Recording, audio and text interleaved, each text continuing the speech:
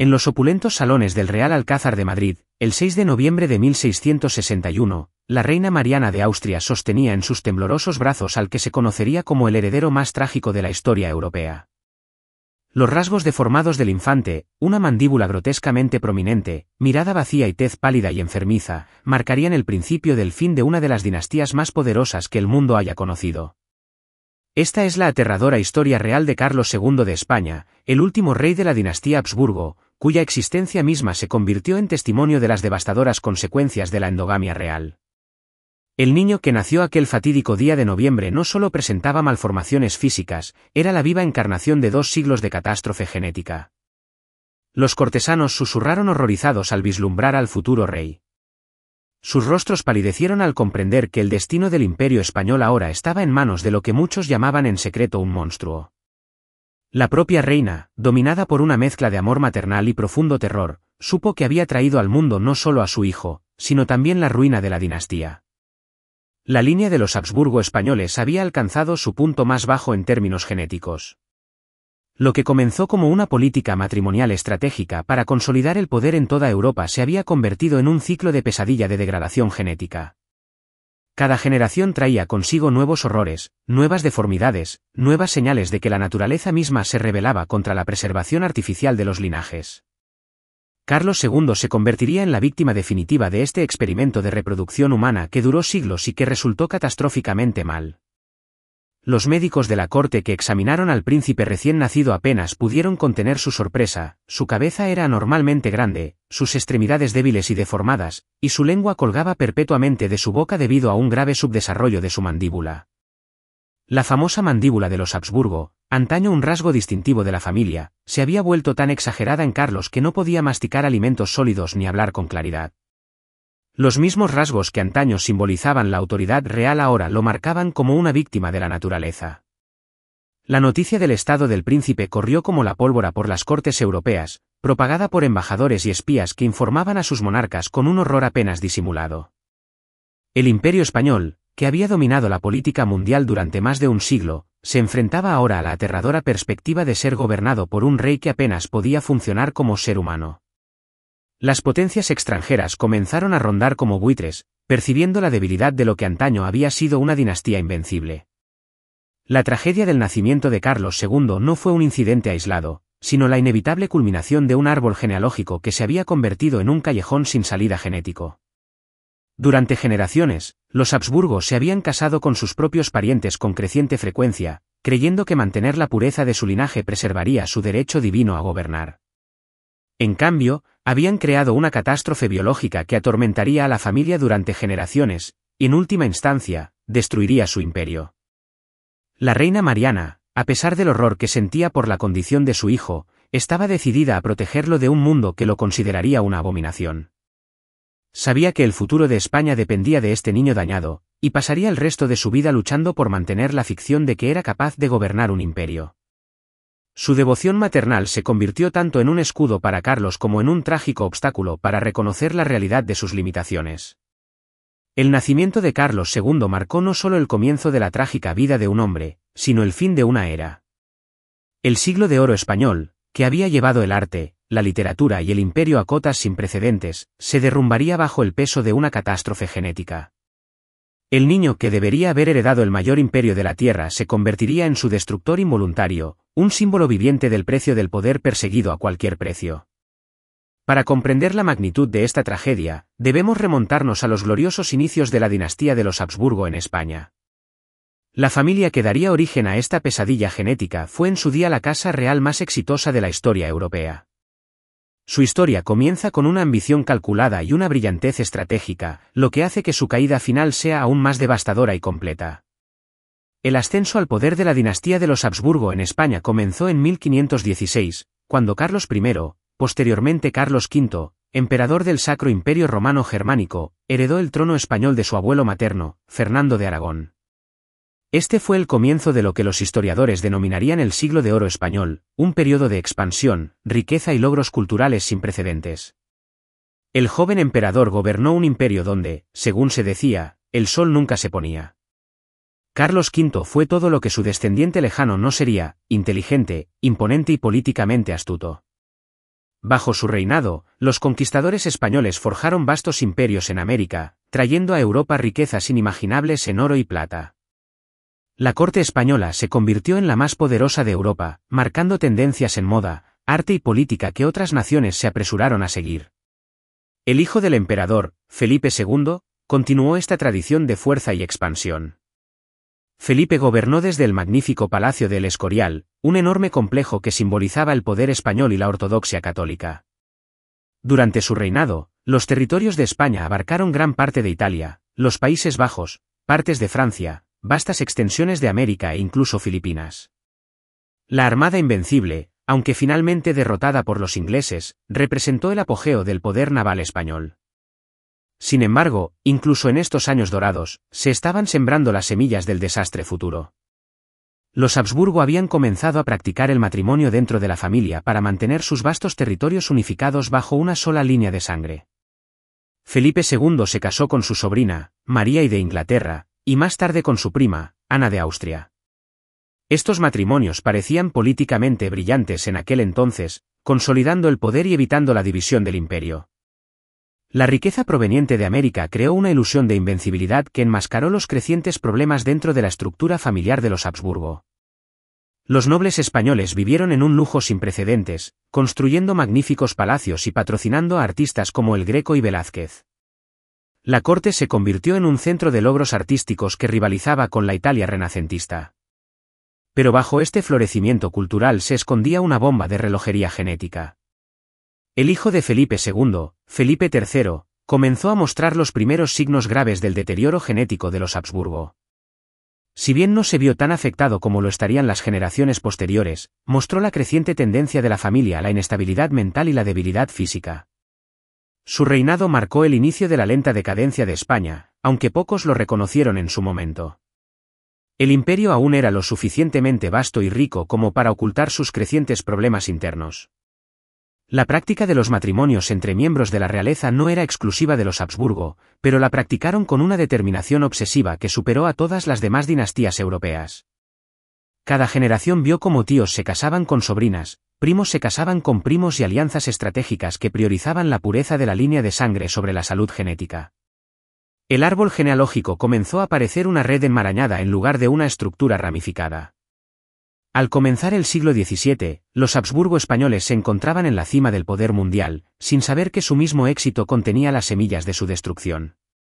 Una inscripción hallada en una tumba de Saqqara reza: "El rey Dios camina como una mujer y habla como un niño". Estos eran sentimientos peligrosos en una civilización donde cuestionar la divinidad del faraón se castigaba con la muerte. Cuando Akenatón eligió a su esposa, no miró más allá de su propia familia. Nefertiti, su hermosa reina, era casi con toda seguridad su hermanastra o prima.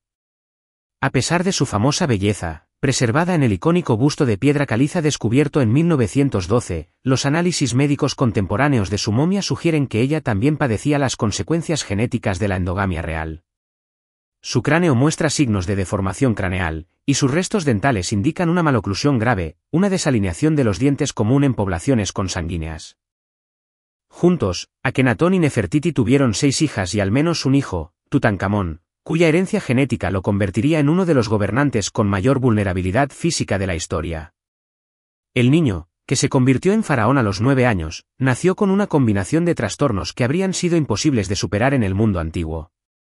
Su mera existencia fue testimonio del sofisticado conocimiento médico de los médicos egipcios, quienes, de alguna manera, lo mantuvieron con vida a pesar de sus abrumadoras desventajas genéticas. Los médicos de la corte de la 18ª dinastía desarrollaron tratamientos elaborados para los trastornos genéticos que aquejaban a cada generación de faraones. Los rollos de papiro de la época describen procedimientos quirúrgicos complejos, incluyendo intentos de corregir paladares hendidos y pies zambos. El papiro de Edwin Smith, que data de alrededor del 1600 a.C., contiene descripciones detalladas de trastornos neurológicos que coinciden con los síntomas de varios faraones consanguíneos. Estos textos médicos revelan que los médicos egipcios comprendían la conexión entre los matrimonios reales y los trastornos genéticos, aunque no pudieran explicarla en términos modernos. Un papiro del reinado de Amenhotep III describe la maldición de la sangre del dios, señalando que los hijos de la realeza solían sufrir afecciones físicas similares. Los médicos desarrollaron un sofisticado sistema de clasificación para estos trastornos, reconociendo patrones que no se comprenderían científicamente hasta la llegada de la genética moderna. La momia de Tutankamón, descubierta por Howard Carter en 1922, narra una historia de sufrimiento que el arte ocultó cuidadosamente. Su cráneo muestra signos de hidrocefalia, una afección en la que se acumula líquido en el cerebro, lo que provoca fuertes dolores de cabeza y deterioro cognitivo. Su cavidad torácica está parcialmente colapsada, lo que sugiere una escoliosis severa que le habría dificultado y dolorido la respiración. Su pie izquierdo está tan deformado que más de 100 bastones fueron enterrados con él en su tumba, desde simples bastones de madera hasta elaborados bastones de oro diseñados para soportar su peso. El análisis químico de sus restos reveló que había sido embalsamado con una rapidez inusual y que su cuerpo sufrió graves daños, posiblemente quemaduras, antes de la momificación. Esto sugiere que su muerte fue repentina e inesperada, a pesar de sus problemas de salud crónicos. La prisa de los embalsamadores por preservar su cuerpo pudo haber estado motivada por el temor de que sus trastornos genéticos continuaran manifestándose incluso después de la muerte. La muerte del joven faraón a los 18 años sigue siendo un misterio, pero los análisis forenses modernos han revelado detalles inquietantes sobre sus últimos días. Las tomografías computarizadas de su cráneo muestran un golpe en la nuca que pudo haber sido fatal. Sus costillas están rotas siguiendo un patrón compatible con un accidente de carro o una caída desde gran altura. El análisis químico de sus órganos revela altos niveles de antimonio, un veneno comúnmente usado en el antiguo Egipto con fines medicinales y asesinos. La evidencia sugiere que Tutankamón pudo haber sido asesinado, quizás por cortesanos cansados de ser gobernados por un rey físicamente débil. Sus vulnerabilidades genéticas lo convirtieron en un blanco fácil para quienes deseaban su muerte. El joven rey, que había sobrevivido contra toda expectativa biológica, finalmente sucumbió a las consecuencias políticas de su herencia genética. Pero la trágica historia de Tutankamón fue solo el comienzo. La verdadera catástrofe genética del antiguo Egipto se desataría siglos después, cuando Ptolomeo, y general de Alejandro Magno, conquistó Egipto en el 305 a.C. y estableció una dinastía que haría que los matrimonios entre hermanos de los faraones parecieran moderados en comparación. Los Ptolomeos, que gobernaron Egipto del 305 al 30 c., elevaron el incesto real a la categoría de arte. A lo largo de casi 3 siglos, produjeron 15 generaciones de gobernantes que casaron a hermanos, hijas y sobrinas con tal constancia que su árbol genealógico se asemeja más a una espiral genética que a una genealogía ramificada. Los Ptolomeos no solo practicaron el incesto, sino que lo institucionalizaron, creando un sistema matrimonial más hermético que el de cualquier otra dinastía en la historia de la humanidad. A diferencia de los faraones, que justificaban sus matrimonios a través de la teología egipcia, los Ptolomeos practicaban el incesto por razones puramente políticas. Como griegos macedonios que gobernaban una población egipcia conquistada, necesitaban mantener su identidad étnica a la vez que reclamaban su legitimidad como faraones. Casarse con miembros de su propia familia cumplía ambos propósitos, preservar su linaje griego y adoptar la tradición egipcia del matrimonio entre hermanos. Ptolomeo I, fundador de la dinastía, fue uno de los generales de mayor confianza de Alejandro y un político hábil que comprendía el delicado equilibrio necesario para gobernar Egipto. Se casó con Berenice, una noble macedonia, e inicialmente pareció rechazar el incesto real egipcio. Pero a medida que avanzaba su reinado, comenzó a ver las ventajas políticas de los matrimonios cerrados. Su hijo, Ptolomeo II, adoptaría plenamente esta práctica, sentando un precedente para los 3 siglos siguientes. Ptolomeo II, quien gobernó del 283 al 246 a.C., sentó las bases del incesto ptolemaico al divorciarse de su primera esposa, Arsínoe, y para casarse con su hermana de sangre, Arsínoe II.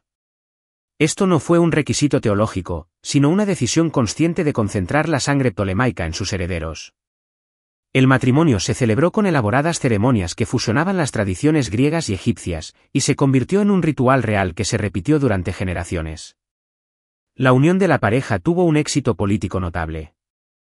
Arsínoe II demostró ser una hábil cogobernante que contribuyó a expandir el poder ptolemaico por el Mediterráneo. Fue deificada tras su muerte, y su culto se convirtió en uno de los más populares del mundo antiguo. El éxito de este matrimonio entre hermanos convenció a los Ptolomeos posteriores de que el incesto no solo era aceptable, sino necesario para la supervivencia dinástica. El compromiso de los Ptolomeos con el matrimonio entre hermanos era tan absoluto que a menudo se casaban con varios hermanos sucesivamente.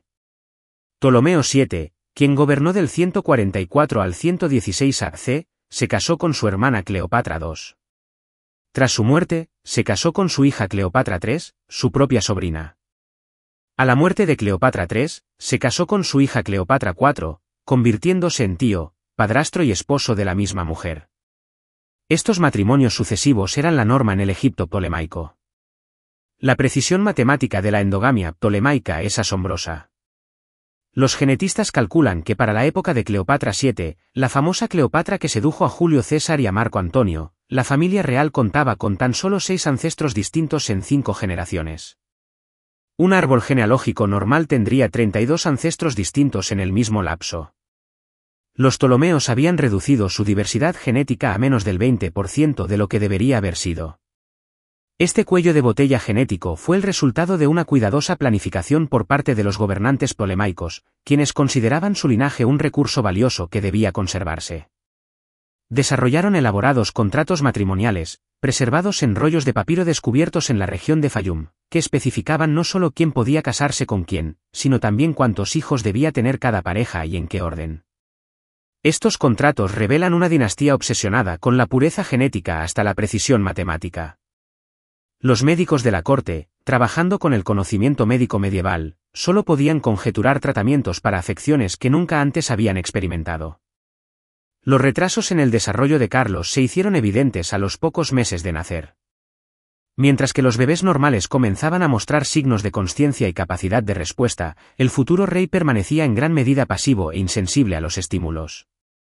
Sus grandes ojos vacíos miraban sin enfocar, y no mostraba ninguno de los reflejos normales que los médicos esperaban de bebés sanos. Los desesperados intentos de la reina por estimular el desarrollo de su hijo solo pusieron de relieve sus profundas limitaciones. Caminar resultó ser otro desafío insuperable para el joven príncipe.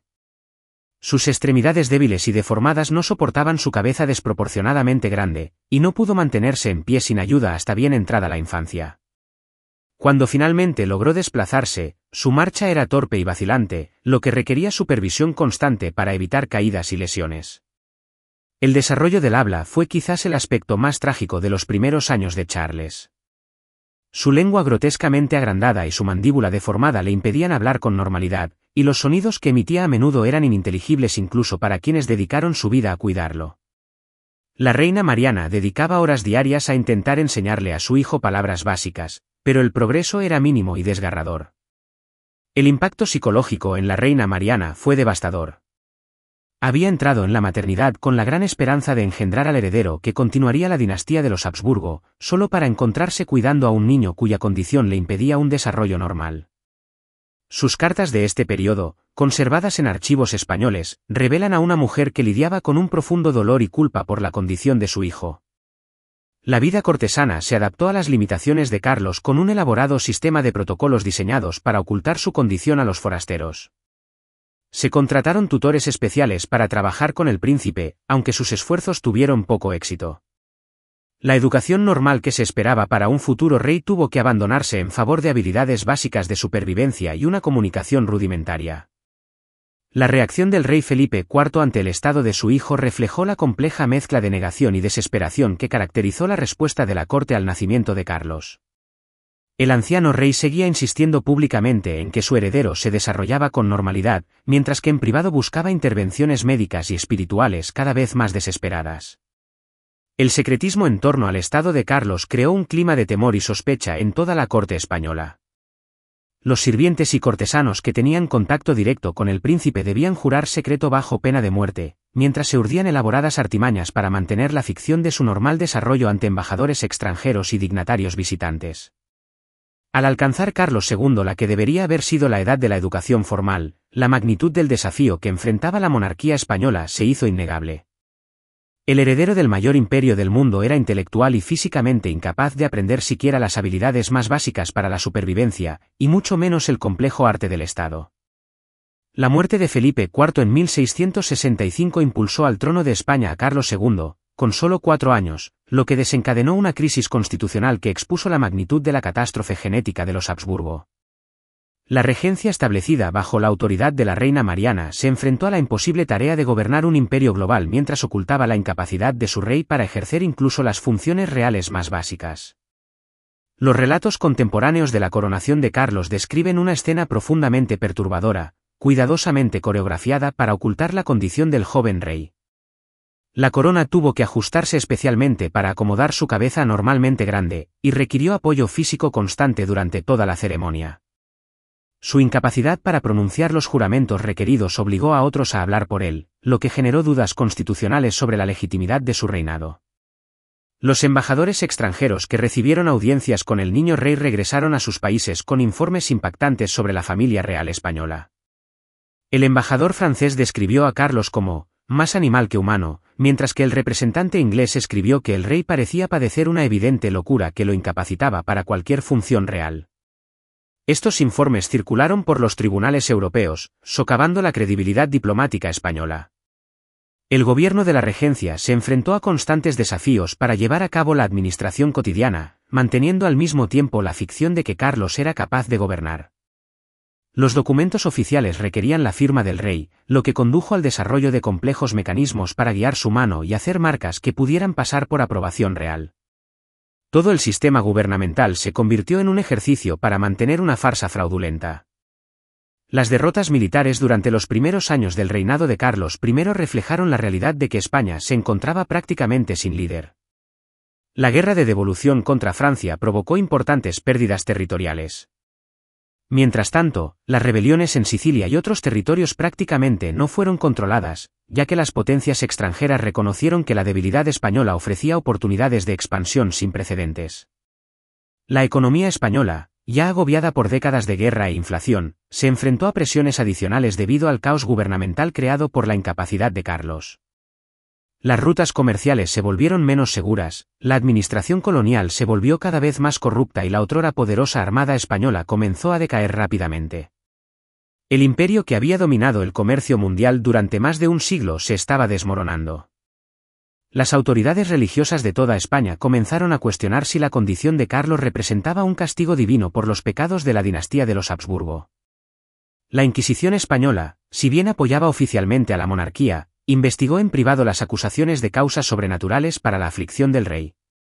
Algunos líderes religiosos sugirieron que la familia real había sido maldecida por su excesivo orgullo y su alejamiento de la voluntad de Dios.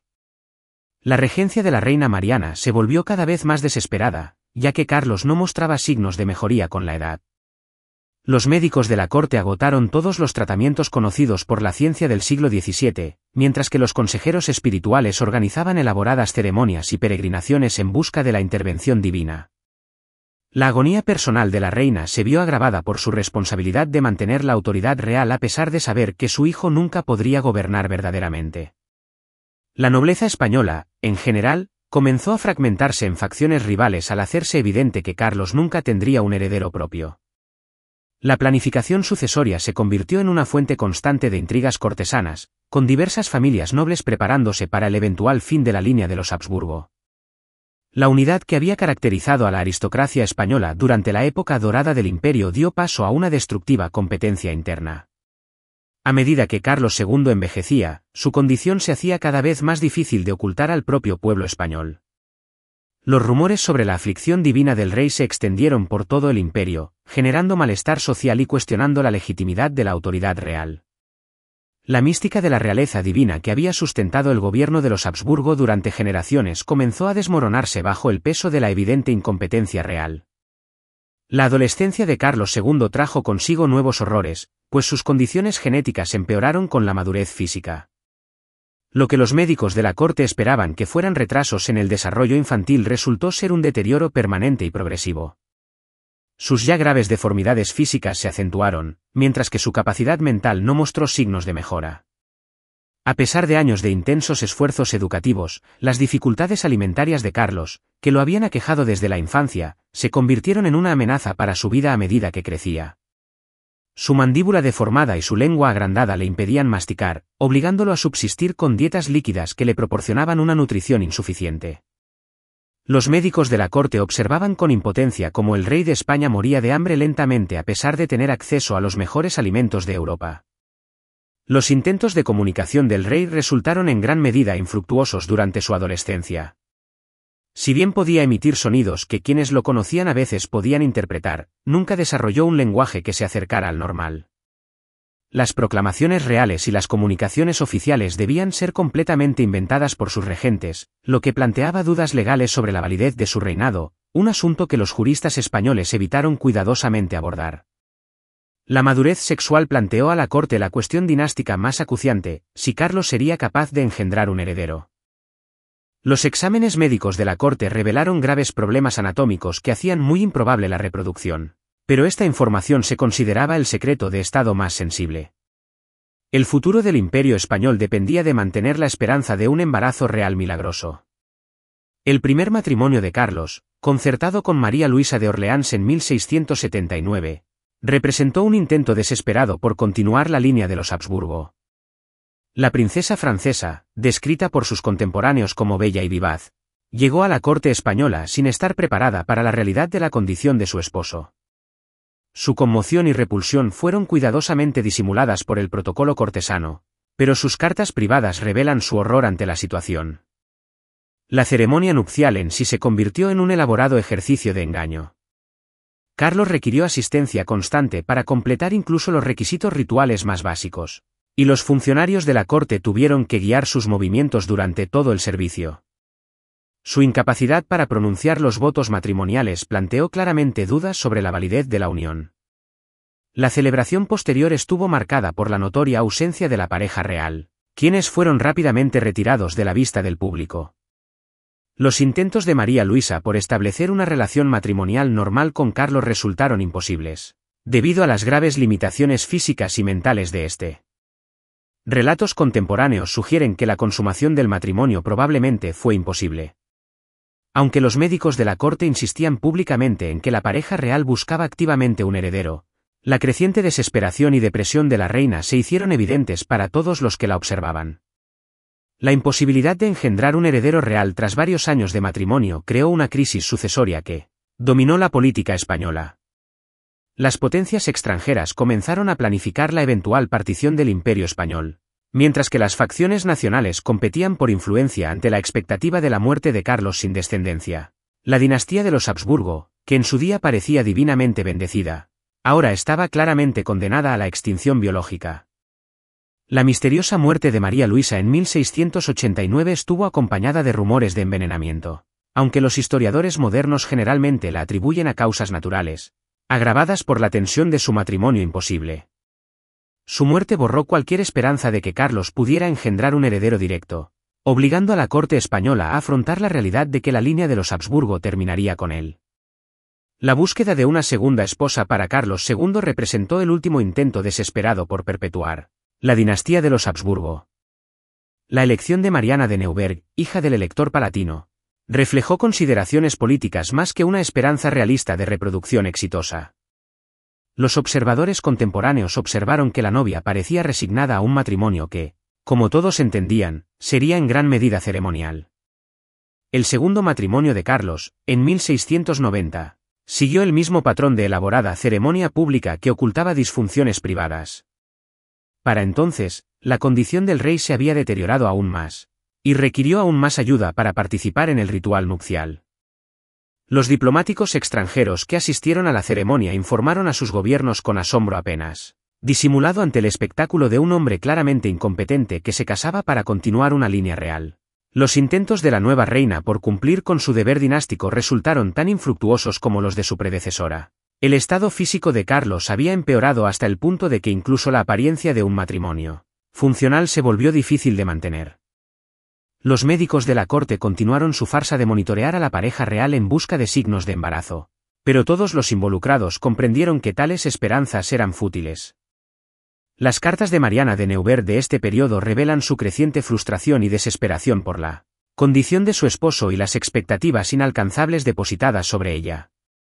Escribió en privado sobre el comportamiento infantil de Carlos, su incapacidad para comprender incluso conceptos simples y sus episodios cada vez más frecuentes de lo que parecían ser convulsiones u otros problemas neurológicos.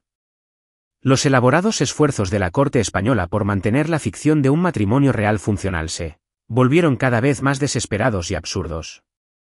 Los anuncios oficiales sobre la salud y las actividades de la pareja real no se correspondían con la realidad.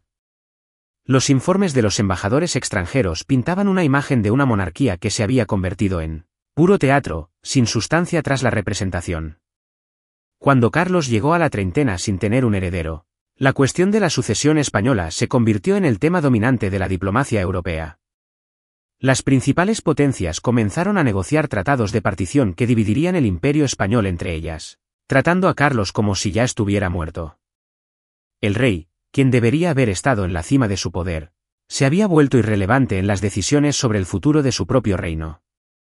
La última década del reinado de Carlos II presenció el colapso total del poder y el prestigio español. Las derrotas militares se acumularon a medida que las fuerzas enemigas reconocían que España estaba dirigida por un rey incapaz de pensamiento estratégico o mando efectivo.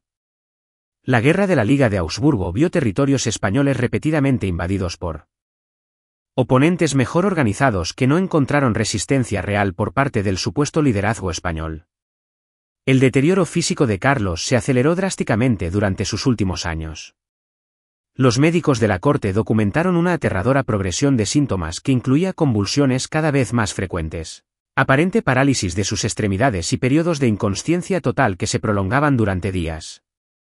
La herencia genética de los Habsburgo, que había ido acumulando daños durante generaciones, finalmente superó la capacidad funcional de su cuerpo. El estado mental del rey, ya gravemente comprometido, se deterioró hasta llegar a lo que solo puede describirse como un colapso intelectual total. Los relatos contemporáneos describen a un hombre que ya no podía reconocer rostros familiares, responder a su propio nombre ni realizar ninguna de las funciones básicas de la vida diaria sin ayuda constante. El gobernante del imperio más grande del mundo se había vuelto completamente dependiente de otros para sobrevivir. Los diplomáticos extranjeros que lograron observar a Carlos durante este periodo relataron escenas que impactaron incluso a los observadores políticos más acérrimos. El embajador francés escribió que vio al rey babear incontrolablemente mientras lo alimentaban como un bebé, sin comprender dónde estaba ni por qué la gente se reunía a su alrededor. Estos informes circularon por las cortes europeas como prueba de la debilidad española y del juicio divino. Los intentos de la corte española por ocultar la condición de Carlos se volvieron cada vez más inútiles, pues sus síntomas ya no podían ocultarse ni siquiera en breves apariciones públicas. Los retratos oficiales de este periodo muestran a un hombre cuyo deterioro genético se había agravado tanto que su habilidad artística ya no podía disimular sus deformidades. La mandíbula de los Habsburgo se había vuelto tan pronunciada que su rostro apenas parecía humano. Las autoridades religiosas de toda España comenzaron a debatir abiertamente si la condición de Carlos representaba un castigo por pecados dinásticos. La Inquisición española, aunque todavía oficialmente leal a la corona, investigó en privado las acusaciones de que la familia real había sido maldecida por desafiar la ley natural, mediante una endogamia excesiva. Algunos líderes religiosos sugirieron que Dios había retirado su bendición del linaje de los Habsburgo. La cuestión del testamento de Carlos se volvió crucial a medida que las potencias europeas se preparaban para la partición del Imperio español. La evidente incapacidad del rey para comprender cuestiones políticas complejas implicaba que su testamento final sería producto de facciones cortesanas rivales, y no de una decisión real. El documento que determinaría el destino de medio mundo sería escrito por un hombre que no sabía leerlo. El colapso económico acompañó la desintegración política a medida que el imperio colonial español comenzó a funcionar con independencia de la autoridad real. Las rutas comerciales que habían enriquecido a Europa durante más de un siglo comenzaron a colapsar a medida que los administradores coloniales perdían la confianza en las órdenes de Madrid. La riqueza que había sostenido el poder de los Habsburgo durante generaciones se agotó justo cuando más se necesitaba. La preparación de la nobleza española para el fin de la dinastía de los Habsburgo generó conflictos internos que debilitaron aún más la autoridad real. Las familias nobles que habían servido a la corona durante generaciones comenzaron a llegar a acuerdos por separado con potencias extranjeras, reconociendo que la muerte de Carlos traería cambios drásticos al sistema político español. La lealtad a la corona perdió cada vez más importancia cuando ésta perdió todo poder real. Mientras Carlos II agonizaba en el Real Alcázar de Madrid en noviembre de 1700, la escena representaba una de las tragedias dinásticas más profundas de la historia. El hombre que había heredado el mayor imperio de la historia de la humanidad fallecía sin haber logrado nada más que la destrucción del linaje familiar. Los médicos de la corte, que habían pasado décadas tratando su incurable condición, solo podían observar cómo la naturaleza finalmente se cobraba a su víctima. Los últimos días del rey estuvieron marcados por síntomas que los observadores contemporáneos encontraron profundamente perturbadores.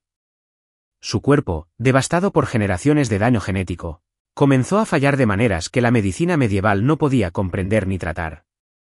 Los registros judiciales describen convulsiones que duraban horas, periodos de aparente muerte seguidos de una reanimación inesperada, y un deterioro físico que horrorizó incluso a quienes estaban acostumbrados a su condición. La incapacidad de Carlos para comunicar sus últimas voluntades provocó que facciones cortesanas rivales se enfrentaran en su lecho de muerte, cada una afirmando representar las intenciones del rey moribundo.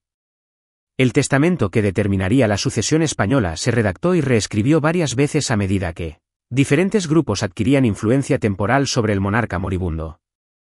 Las potencias europeas esperaban con ansias la noticia de su fallecimiento y la revelación de su último testamento. Las elaboradas ceremonias religiosas que rodearon la muerte de Carlos reflejaron tanto una genuina preocupación espiritual como un teatro político. El clero español realizó elaborados últimos sacramentos para un rey que parecía incapaz de comprender su significado, mientras que los funcionarios de la corte se aseguraron de que se siguieran los protocolos adecuados para mantener la legitimidad de cualquier acuerdo sucesorio que surgiera de su testamento. La vigilia de la reina Mariana de Neuburg junto al lecho de muerte de su esposo representó el acto final de un matrimonio que nunca había sido más que un teatro político.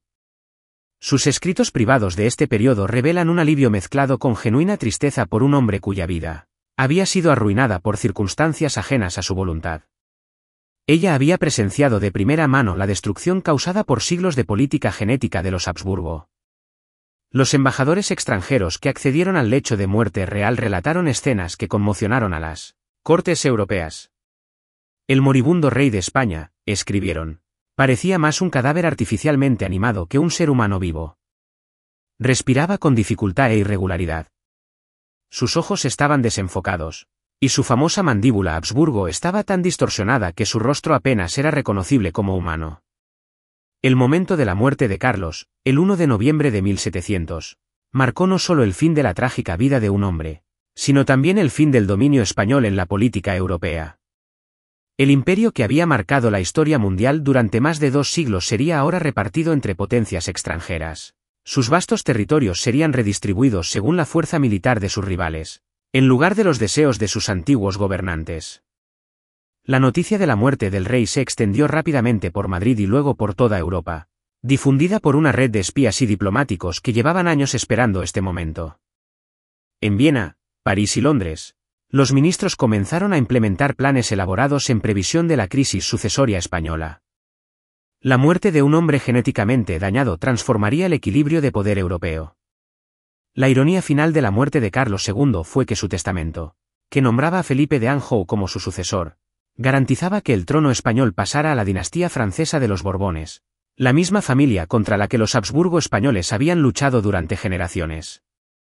La catástrofe genética que puso fin a la línea de los Habsburgo también entregó el imperio español a sus enemigos tradicionales, completando el círculo de destrucción dinástica. Las secuelas de la muerte de Carlos II revelaron la magnitud del daño infligido por 2 siglos de endogamia Habsburgo. España, otrora la potencia mundial dominante, se convirtió en un actor secundario en la política europea casi de la noche a la mañana. Los vastos territorios americanos del imperio fueron finalmente repartidos entre las grandes potencias europeas, con Francia obteniendo el control efectivo de la propia España, mientras que Austria recibió partes de Italia y los Países Bajos. El imperio británico se expandió hacia antiguos territorios españoles, mientras que los imperios coloniales portugués y holandés llenaron los vacíos dejados por la retirada española. Los tesoros culturales y artísticos acumulados durante el siglo de oro español se dispersaron por toda Europa, a medida que el imperio se desintegraba. Pinturas de Velázquez y el Greco, obras literarias de Cervantes y Lope de Vega, y maravillas arquitectónicas como el Escorial se convirtieron en monumentos a una civilización que se había autodestruido por una catástrofe genética más que por una derrota militar. La Inquisición española, que en su día impuso la ortodoxia religiosa en medio mundo, Disolvió discretamente muchas de sus operaciones a medida que se evaporaba el poder político que la sustentaba. La institución que había quemado a los herejes y reprimido la disidencia durante siglos se vio impotente para evitar el colapso dinástico que no había reconocido ni abordado. La tragedia de la vida de Carlos II trascendió su sufrimiento personal y abarcó a los millones de personas, cuyas vidas se vieron trastocadas por el colapso del poder español. Las poblaciones coloniales de América se enfrentaron a décadas de guerra e inestabilidad política, mientras que las comunidades europeas que habían dependido del comercio y la protección españoles se vieron abandonadas a manos de vecinos más agresivos. Las lecciones científicas de la catástrofe genética de los Habsburgo no se comprenderían durante siglos, ya que los mecanismos de la herencia permanecieron en el misterio hasta el desarrollo de la genética moderna. La familia que, sin darse cuenta, llevó a cabo uno de los experimentos de endogamia humana más extensos de la historia dejó un legado que inspiraría la investigación genética de las generaciones venideras. La evaluación final del reinado de Carlos II debe reconocer tanto la tragedia personal de su vida, imposible como las consecuencias históricas más amplias de su herencia genética. Un hombre que debería haber sido uno de los monarcas más poderosos de la historia se convirtió, en cambio, en una advertencia sobre los peligros de priorizar la conveniencia política sobre la realidad biológica. La Edad de Oro del Imperio Español, que duró más de 2 siglos y transformó la historia mundial, llegó a su fin no por una derrota militar ni un colapso económico, sino por el suicidio genético a cámara lenta de su dinastía gobernante. Los Habsburgo habían conquistado continentes y acumulado vastas riquezas, solo para autodestruirse en su obsesiva búsqueda de la pureza de su linaje. Las salas del trono vacías y los palacios abandonados de la corte española se convirtieron en monumentos a la arrogancia dinástica y al terrible precio de ignorar la ley natural. El Real Alcázar, donde Carlos II vivió y murió, se alzaba como testimonio de la verdad de que ni siquiera los mayores logros humanos pueden superar los requisitos biológicos fundamentales para la diversidad genética y la salud. La historia de Carlos II sirve como un recordatorio permanente de que el poder político, por vasto o aparentemente permanente que sea, no puede proteger a quienes violan los principios básicos de la salud genética. La dinastía que gobernó medio mundo aprendió demasiado tarde que algunas formas de riqueza y poder tienen un precio que ni siquiera los emperadores pueden permitirse pagar. Al final, la reina que dio a luz a un monstruo había dado a luz el producto inevitable de generaciones de catástrofe genética. Carlos II no fue una aberración, sino la conclusión lógica de un árbol genealógico que se había convertido en un callejón sin salida biológico. Su trágica vida es uno de los ejemplos más contundentes de la historia de cómo la ambición humana y el cálculo político pueden tener consecuencias que destruyen precisamente aquello que buscaban preservar.